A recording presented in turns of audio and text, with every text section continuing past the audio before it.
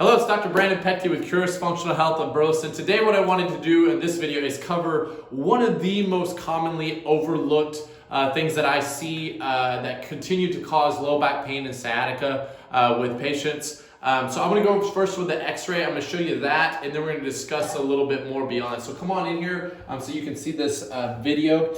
You can see we're looking at this patient from behind. She actually has had sciatica on and off over the last handful of years. She's had more recently had another flare up. And so we're looking at her back from behind. This is the right side, this is the left side. So she's facing away from us. And when you look at this, you can see this line right here, which is at the top of her pelvis. You can see how it's slanted down to the right. So anytime I see that, because we take standing x-rays, I come down here, and I'm hoping this comes up on the video, but I come to the top of the leg bone right there. And then the top of the leg bone over here is right there. And so the dash line above, this dash line, that's where it should be. So she has an 11.1 millimeter difference on the right side. So she's literally shorter on her right side. Her body just, for whatever reason, didn't grow anatomically level. And so that right leg is shorter. So here's what happens. I'm gonna stand up and demonstrate. So with her right leg being shorter, what it is shorter and her pelvis is tilting like that. Well, she's not gonna walk around looking like this, doing life like this, right? So her body compensates, in her case, she actually overcompensates. So she's leaning like this. Well, guess what that does? That puts a ton of pressure down here at the low back and specifically at the disc. And when the disc, if you'll come over here to this poster, when the disc get aggravated enough, what they do is they push out and they push into those nerves, and then that's why she's having the pain and the tingling and stuff going down her left leg. So if we look at the disc, I'm going to show you this so you kind of have a visual.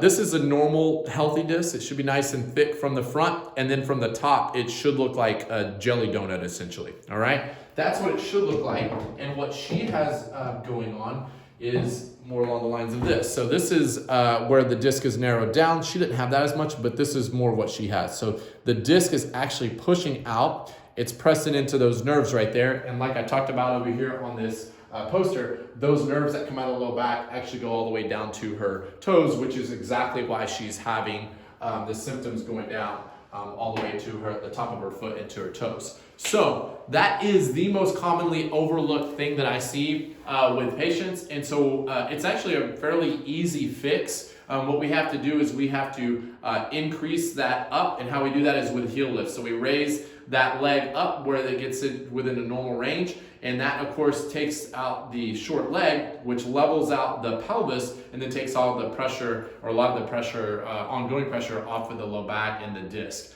But then we still have to address the dysfunction and the injury to the disc. So what we do here is we take that integrated approach where we combine different treatments.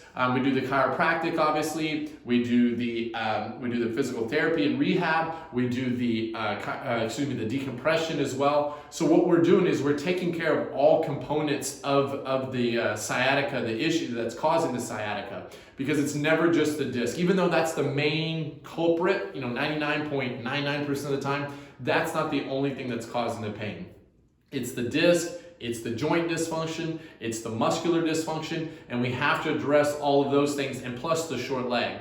And that's how we're able to have long-term success with patients, all right? So I make this analogy with patients. I say it's kind of like a padlock, right? If I had a padlock, I need all three numbers to unlock that padlock. If I just have one or two of those numbers, I'm not going to unlock that padlock. I'm not going to get rid of the pain if I only address the muscular imbalances, or if I only address the joint dysfunction. We have to take care of all the components, which is exactly what we do. And so what that leads to in the clinic is we have about a 93% success rate with just what we do here in the clinic with sciatica and low back pain.